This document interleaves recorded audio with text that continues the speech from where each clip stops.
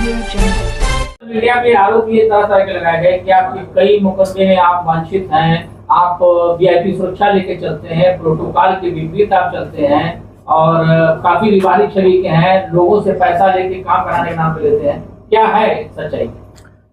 देखिए, मैं भी सोशल मीडिया के माध्यम से मुझे भी 4-5 दिन पहले पता चला कि कुछ आजमगढ़ के सगड़ी क्षेत्र के रहने वाले जो हमारे सोशल मीडिया यूट्यूबर के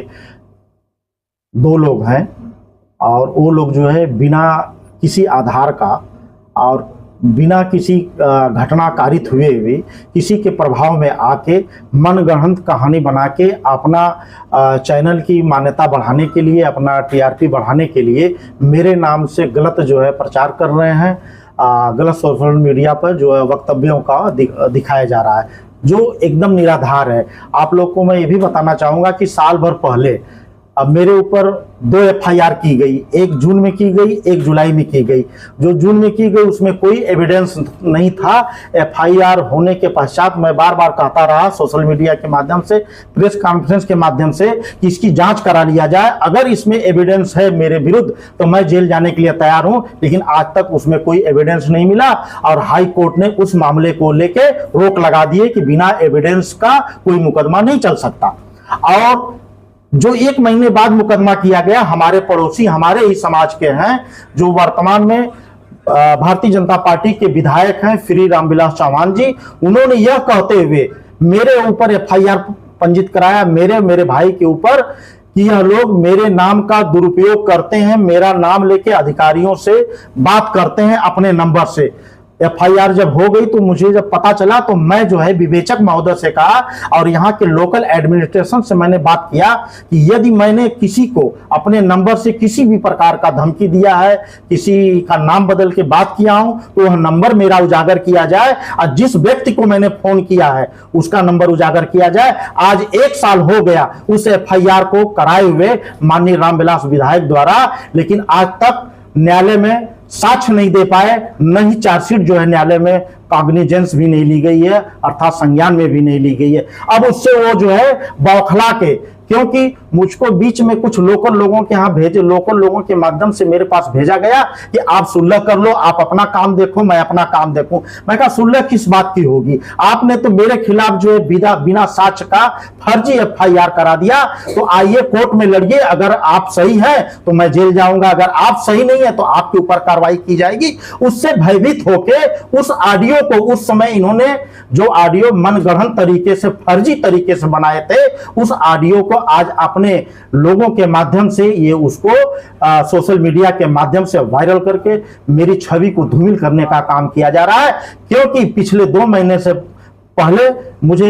विश्व हिंदू रक्षा परिषद का राष्ट्रीय महामंत्री पद पर मैं बैठाया गया और तभी से लेकर उत्तर प्रदेश सरकार द्वारा पूरे उत्तर प्रदेश में मुझे जो है हिंदू समाज के प्रचार के लिए, योगी मोदी की नीतियों के प्रचार के लिए मुझे प्रोटोकॉल दिया गया, मुझे सुरक्षा दी गई है। उससे ये लोग बौखला गए, जितने भी मेरे राजनीतिक प्रतिद्वंदी हैं या जो लोग मुझे अपने राजनीतिक प्रतिद्वंदी मानते हैं, सारे लोग बौखला गए हैं कि हम लोगों के पास तो एक सिपाही भी नहीं है, इनके साथ प्रोटोकॉल चल रहा, तो क्या किया जाए कि इनकी छवि खराब हो, इनको उस पद से हटाया जाए। उसी सबको लेके ये जो पीछे से वार कर रहे हैं और 1-2 सोशल मीडिया वाले हैं, उनके माध्यम से अपने प्रभाव में लेके आज जो है इस तरह की अनर्गल बातें, मनगढ़ंत कहानी बना के मेरे खिलाफ जो है प्रचार प्रसार कर रहे हैं। जो आपकी है कि नहीं है। मैं आप लोगों के माध्यम से आज मेरे जितने भी पत्रकार बंधु, आजमगढ़ के जो भी सम्मानित पत्रकार बंधु यहाँ मेरे आवास पर उपस्थित है, इस प्रेस कॉन्फ्रेंस में है,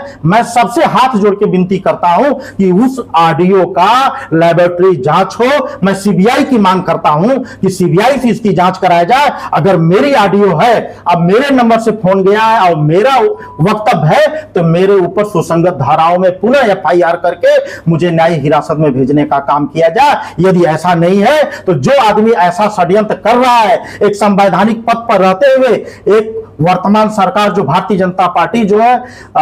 भ्रष्टाचार पर जीरो टॉलरेंस पर काम कर रही है, ऐसे पार्टी में ऐसे विधायक को रहने का जो है हक नहीं बनता है, जो जनता जनार्दन के खिलाफ षड्यंत्र कर रहा है। तो मैं चाहूंगा जांच हो, जांच होने के बाद दूध का दूध पानी का पानी हो जाएगा। यदि मेरी गलती कहीं से पाई जाती है तो मैं जेल जाने के लिए तैयार हूं। यदि मेरी गलती नहीं है तो उस आदमी के ऊपर कार्रवाई किया जाए और उसको भी जेल भेजने का काम किया जाए। यदि ऐसे व्यक्ति के ऊपर लगाम नहीं लगाई जाएगी तो ऐसे व्यक्ति हमेशा जो है किसी न किसी को अपना मोहरा बनाते रहेंगे, अपनी राजनीतिक रोटी सेकने के लिए किसी को बलि बना सकते हैं। और इनके बारे में आपको मैं बतलाना चाहूंगा कि इनके जो सगे भाई हैं श्री कैलाश चौहान, जो मेरे पास जो है प्रमाण है, साक्ष्य है, आज से 5 साल 6 साल पहले जो है नोएडा में जो कंस्ट्रक्शन का काम स्टार्ट किए, वहां पे इनके भाई श्री कैलाश चौहान के ऊपर संज्ञेय अपराध में लगभग 7-8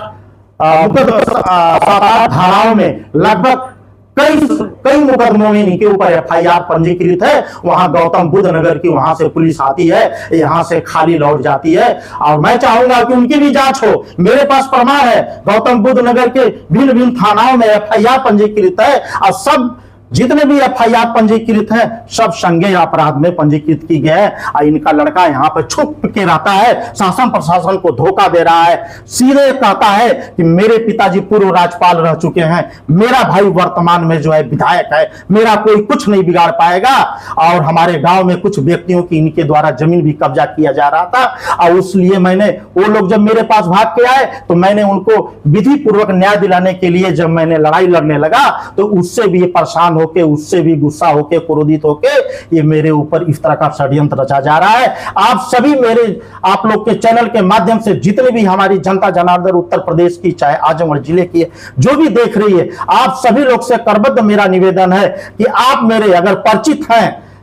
तो आप खुद मेरे वॉइस कॉल को आप पहचानिए कि वाकई में मेरी आवाज है कि नहीं है। आपको खुद पता चल जाएगा कि यह श्याम सुंदर चौहान की आवाज है कि यह बनाई हुई आवाज है। तो आप सभी लोगों से मेरा निवेदन है, जितने भी दर्शक हैं, आपके सभी चैनलों के दर्शकों के मेरे ऊपर आज तक जो भी मुकदमे लिखाए गए उसमें से सारे मुकदमे लगभग जो इनके द्वारा लिखाया गया और जो सिविल नेचर के मुकदमे हैं जिसमें कई मुकदमे जो फर्जी लिखाए गए थे उसमें कोर्ट द्वारा उसको स्पंज कर दिया गया और कुछ मुकदमों में जो है कोर्ट ने स्टे दे दिया है। आज के डेट में किसी भी न्यायालय में मेरे ऊपर किसी मुकदमे का ट्रायल नहीं चल रहा है। अब सब मुकदमे जो है सिविल के हैं क्योंकि मेरे भाई का काम जो है पॉली हाउस कंस्ट्रक्शन का काम है, तो उसके वजह से जो है कुछ मुकदमे हम लोग भी किए हैं अपने पैसा रिकवरी को लेकर। तो उसके क्रॉस में कुछ लोग जो है सिविल का मुकदमा लिखाते हैं, उसमें मैं बड़ा भाई होने के नाते मेरा भी नाम डाल दिया जाता है। लेकिन जैसे ही कोर्ट में हम जाते हैं, जैसे माननीय न्यायालय सेशन कोर्ट से लेके हाई कोर्ट तक हम जाते हैं, तो जब हम साक्ष्य के आधार पर उनसे हमारे वकील जब बहस करते हैं तो उसमें हमको या तो स्टे मिल जाता है या तो उस मुकदमे को स्पंज कर दिया जाता है। अच्छा, ये जो आपका सोशल मीडिया जीएनपुर से चलाया जा रहा है, ऐसा क्यों लगता है आपको? क्या जीएनपुर में हाँ, उसका मैं आपको कार्रवाई की जाए। हाँ, मैं ये चाहूंगा, जो अभी आप हमारे पत्रकार बंधु ने पूछा कि कहाँ से चलाई जा रही है, आप खुद बता रहे हैं कि आप जीएनपुर से चलाई जा रही है, तो उसका तार कहीं ना कहीं जुड़ा हुआ है। जो माननीय रामविलास चौहान जो विधायक हैं वर्तमान में,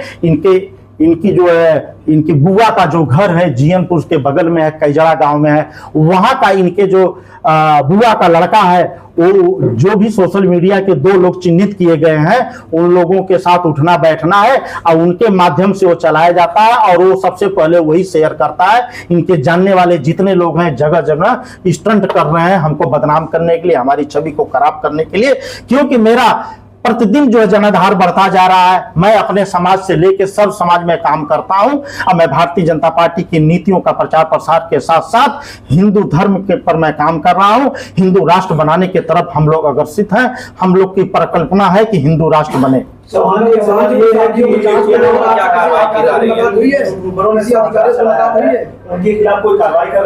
हाँ, जैसे ही हमको पता चला कि जो यूट्यूबर जो है एक IIN 24 और NNI 24 और एक अंकित नाम से जो व्यक्ति है, इन दोनों का जैसे हमें सूचना मिली, हम जो है संबंधित सक्षम अधिकारी जैसे आजमगढ़ के जिलाधिकारी महोदय, SP महोदय के यहाँ हम IGRS के माध्यम से और डाक के माध्यम से हम उनको सूचित किए हैं कि इनके ऊपर त्वरित कार्रवाई किया जाए।